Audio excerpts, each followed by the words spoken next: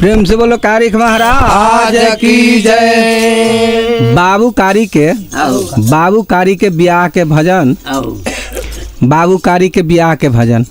प्रेम से बोलो कारिक महाराज की जय। तो वही बेर जब लौट के जब चलल आई पंडित जी हजाम कहल के राजा ज्योतिक सगरी समैया बैठ गमल के भादो में ठेकैया बियाह। जब लौट के चलल है तो माई अफरा के बेटा के बड़ा दाह हुई थी, मतारी के बड़ा बेटा पर दाह हुई। जय हो जय हो। जब गंगू ठाकुर से पूछलक तो गंगू ठाकुर कहल के चारू भुवन में घूम गली लेकिन कहीं बउआ कारिक जो कन्या कुमार न मिले। जहाँ समधी मिले वहाँ समधिनी न, या समधिनी मिले वहाँ समधी न, आ जहाँ राज मिले वहाँ समधिनी न मिले। अच्छा। चारों जोगम जोग जब न मिलल तो लौट के चलायल। तो माई अफरा जब अधी निशी रात भेलई तो आधा रात में माई अफरा के बड़ा दाह हो गए। माई अफरा सोचलक जब चारू भुवन में जब घूम के चलल तो हमरा बउआ कारी के बियाह न होते। यहने परम ठन ले रही बांस घाट गोंदरा में राजा देवचंद महाराज, लेकिन गंगा के आर पार रही। गंगा के आर पार है। गंगा वही पार में बाबा नजाम वही रह गए, यही पार के यही पार रह। तो उमरो के बाबा नजाम फिर के चल गए, ये उमरो के चल गए। जब आधा रात में जब वही बेर जब आधा रात जब भेले तो वही बेर माई अफरा जब काने लगल, नीचो धा हो के काने लगल। तो सो के रोइया भूरावा सती हमर माईया हे भूरावा सती हमर माईया ना हे माईया धारैया नाये नावा दोनों लोग किया हो बाबा। ओ माईया धारैया नाये नावा दोनों लोग राधा गिरे मैया पूरा नाये नावा दोनों है लोरा नाये नावा दोनों है लोरा बाना है। मैया नारैया नाया मेलोरान किया हो बाबा। ओ मैया मारैया धरतिया में ओरा मैया के सुरतिया रे दैवा कर दवा लोटी हो गेला हो कर दवा लोटी हो गेला ना हो। ओ मैया मारैया धरतिया में लोरा।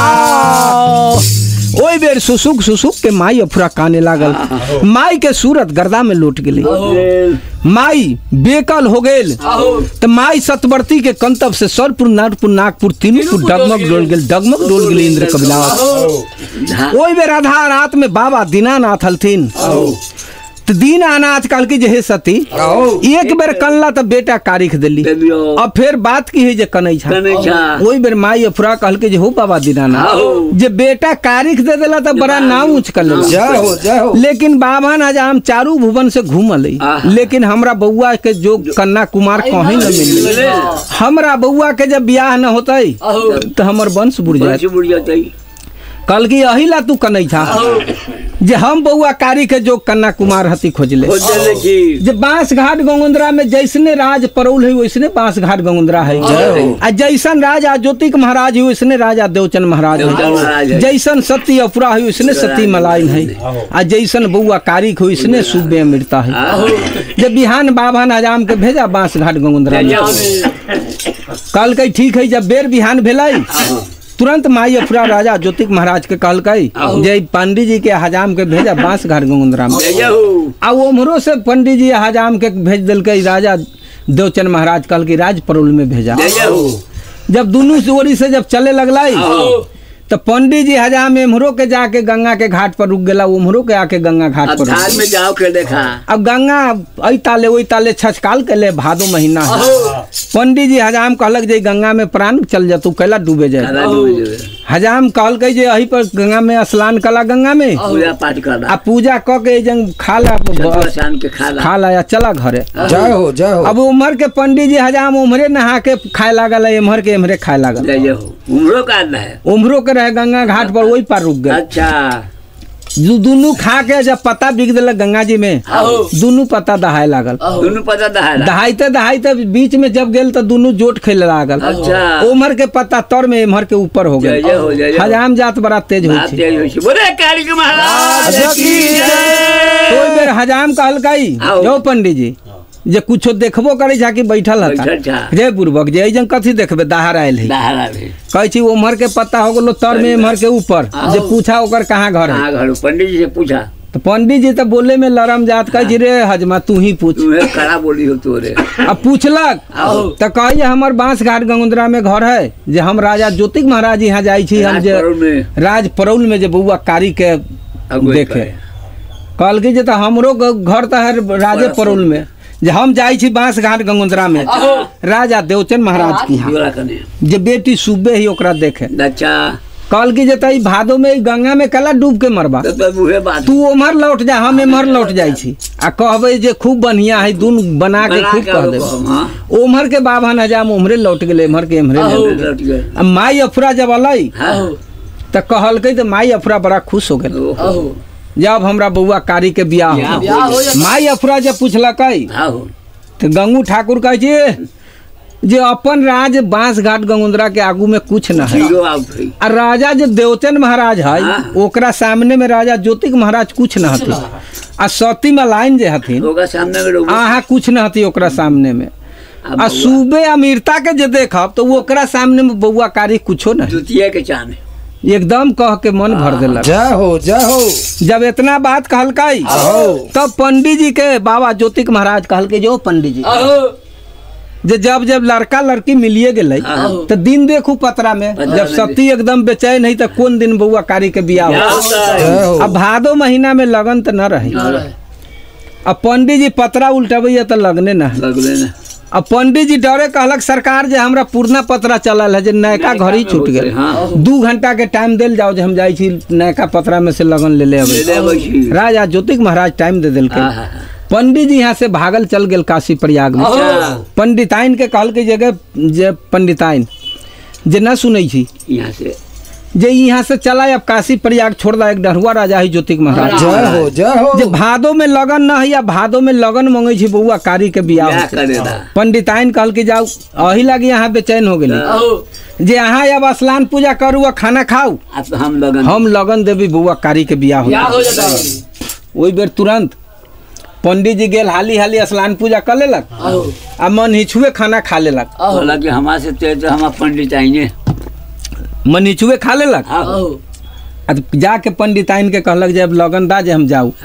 पंडिताइन कह जाओ पंडित जी अहाँ ऐसन बुर्बक तो कोनो नहीं, सब दिन का मायला हो पंडित जी, सब दिन का मायला हो पंडित जी, आ तू हो जादू माना है कहमा से दियाऊ हो पंडित जी, आ लगाना माँ के देना है कहमा से दियो पंडित जी, आ लगाना माँ के देना है सामा देन का मायला हो पंडित जी, सामा देन का मायला हो पंडित जी, आ तू हो जा जो माना है कामा से दियाई हो पंडित जी, आ लगाना माँ के देना है। पंडित आइन कल के जो पंडित जी सब दिन तो रही लगन तहिया तू जजमान जजमान कमाए कमाएला आई भादो में हम कहाँ से लगन दी दैयो ओए बेर पंडित जी की कलकाई गरबा के बाहर कमा आलो करीता लेके हो पंडित जी लकरीता लेके हो पंडित जी अरे धरती के खोदैया हे भूकुर भूकुर कन्हैया हो पंडित जी ढारैया नाये नालो रहे भूकुर भूकुर कन्हैया हो पंडित जी ढारैया नाये नालो रहे भूकुर भूकुर कन्हैया हो पंडित जी भूकुर भूकुर कन्हैया हो पंडित जी ढारैया नाये नालो रहे। पंडित जी भूकुर भूकुर काने लागल आंख से झरझर के आंसू गिरे जब काने लगले तब पंडित आइन कर जो पंडित जी तखन न सुनै छी जे अहाँ ऐसन बुर्बक त कोई न अरे अपना पतरा में लगन न है तय अपन सब के गुरु है हो पंडित जी अपन सब के गुरु है हो पंडित जी हमारे सुनाम हे साहे अपन सब के गुरु आयो पंडित वर्मा विष्णु नाम हे सहे जाहो बेटा जाहो पंडित जी जाहो बेटा जाहो पंडित जी इंदर हो का बेला सहे जहमाजी लेता ही हो पंडित जी लगना के देना है लेता ही हो पंडित जी लगना के दे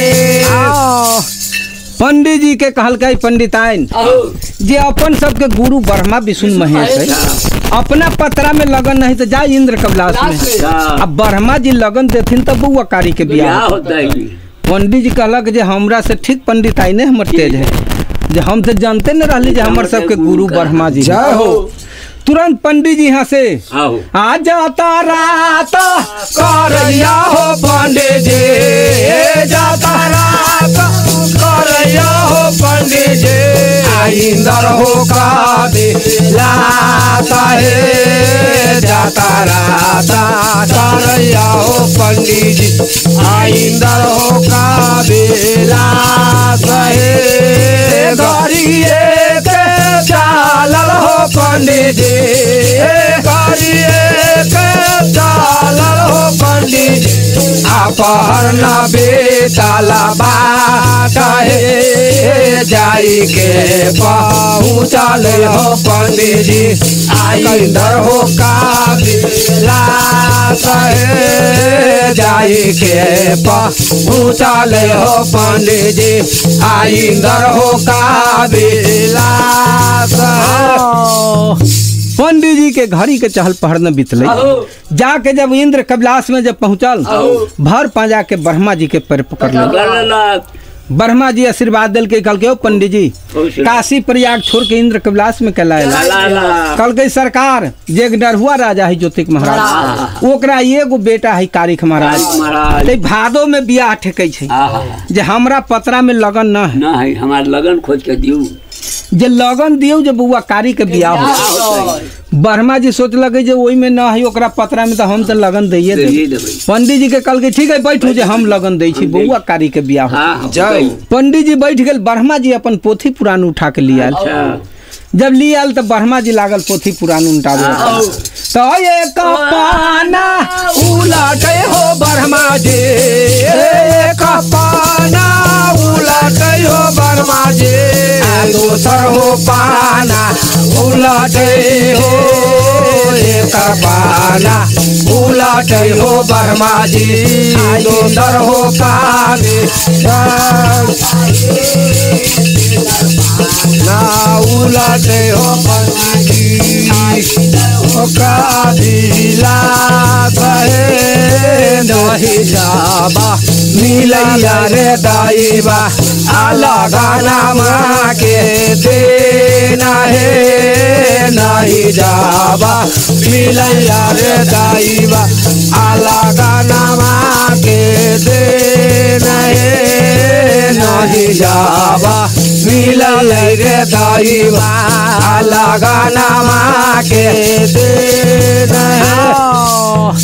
एक पन्ना उल्टेलक दोसर पन्ना तेसर पन्ना उल्टा दिल जब लगन के जब दिन न मिल तो ब्रह्मा जी कल के पंडित जी जब हमरो पतरा पोथी में न हिल जब न के नाव लिलकाई तरवा घास घास रोइया हो पंडित जी तरवा घास घास रोइया हो पंडित जी आइंदर हो का बेला साहे घास लगा हो पंडित जी आनयन मा दोनों लो रहे धरे लगा हो पंडित जी आनयन मा दोनों लो रहे।